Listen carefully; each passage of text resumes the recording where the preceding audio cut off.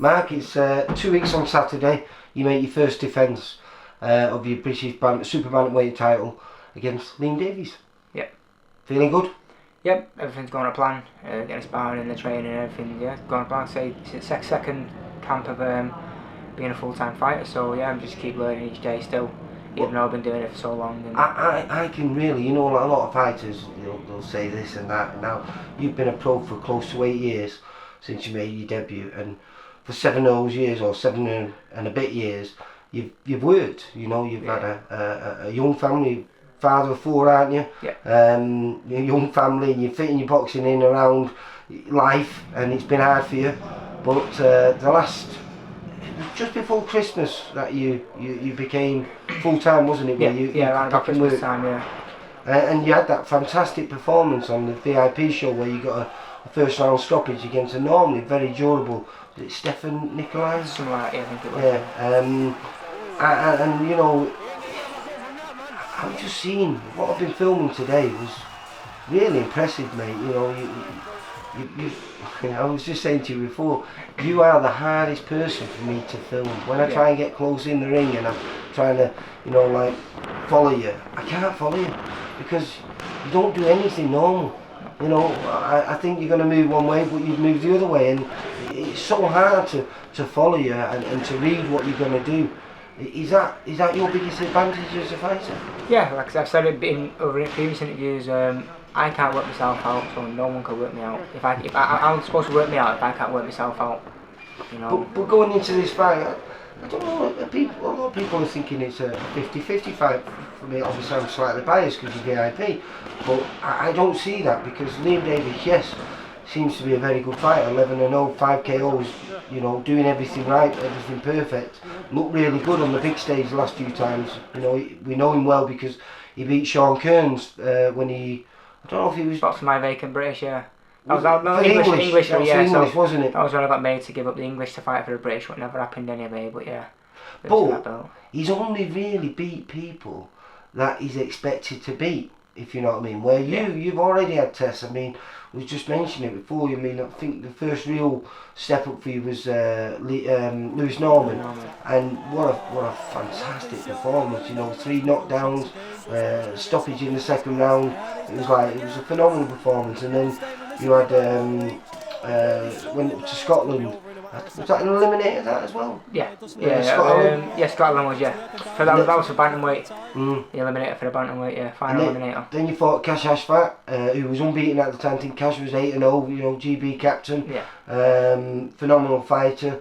And then obviously last time out beating Chris Brock, another kid who's, I think he was 10-0 at the time. Yeah. So you're used to taking people's O's. Is Liam going to be your third?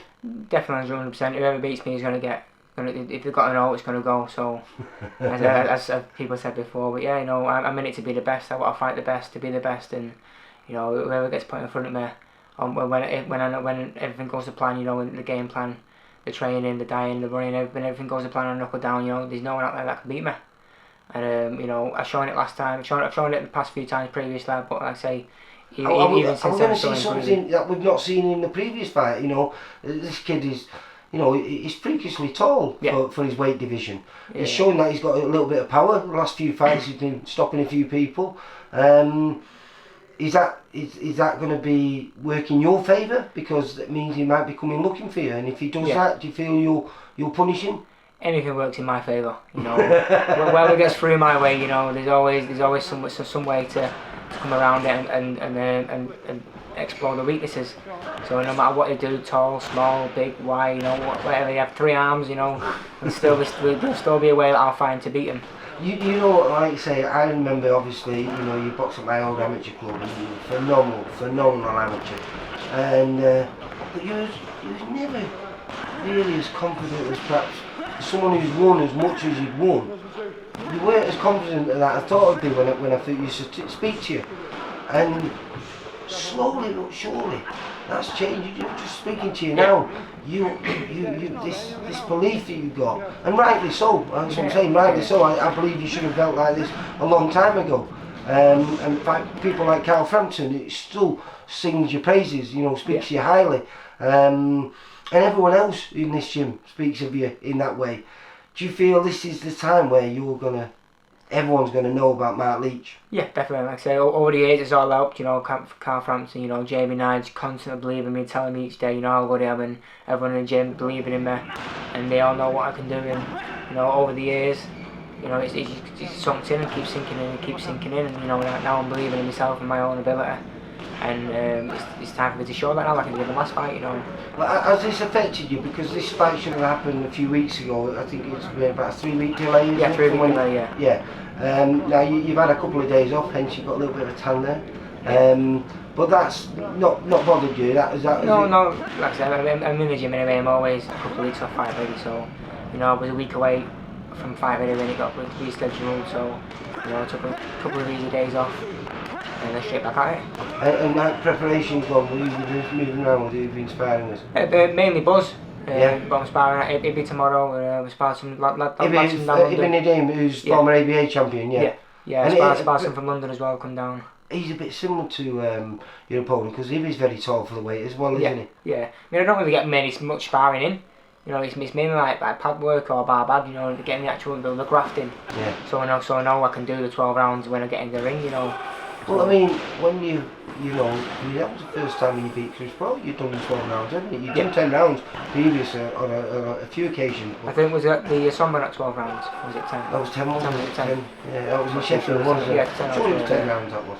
And Scotland was 10 rounds, wasn't it? Scotland was 10 and Kenya was 10, yeah. So the first or second 12 rounds.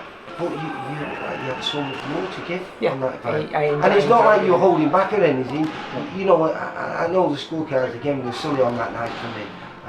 Because as I've said before and previously, I just thought it was a masterclass by you, mate. Yeah, I enjoyed it. First time having a full camp, no working, getting a sleep in, getting resting. And it's shown. That's all I was lacking really, was the sleep. I was either working nights, wasn't getting much sleep, but yeah.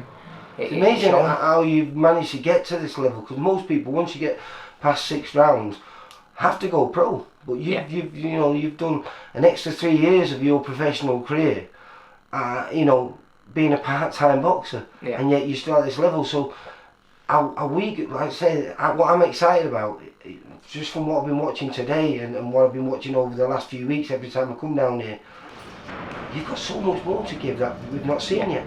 Exactly that. Sleep is key, recovery is key. And over the years I've not been recovering because I've not been able to for working, which I've had 2 for the kids and stuff like that. So I'm not looking back. I'm not wishing I did this or wishing everything happens for a reason. But now's my time to shine. When I'm on the big stages. And now I can't wait for the June 11th now. So you're going to spoil his homecoming? And anyone's homecoming, yeah. Listen, I look forward to it. We won't be there because we've got a show on the same night in Liverpool. Yeah, I tried getting this one in Salford. I know you did, mate. I texted Steve trying to get it down in Salford, but I don't think he could do it. But I'm a champ. Why not down here? Why has he got to be on his terms and all other stuff? But that could be for another interview, yeah. We'll use that for afterwards, mate. But listen, good luck for the 11th.